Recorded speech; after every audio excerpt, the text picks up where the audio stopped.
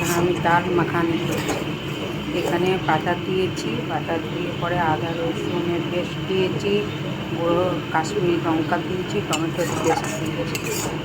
এটা ভালো করে আমি কষিয়ে নেব। আর এখানে আমি বিউলির ডাল আর রাজমা করে রেখেছি। বিউলির ডাল আর রাজমা সেদ্ধ করে রেখেছি। এটা আমি আস্তে আস্তে খাবো। এরপরে এইটা আমি সাদা তেলে ভাত ভেজে তড়কা দেবো।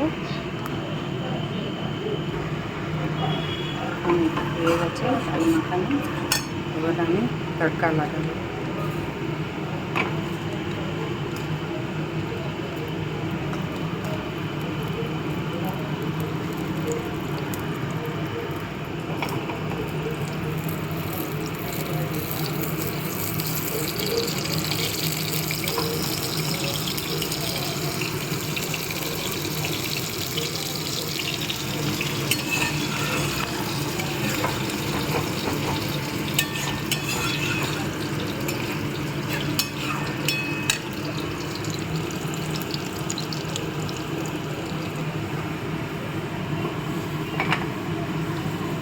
সব করে দিলাম।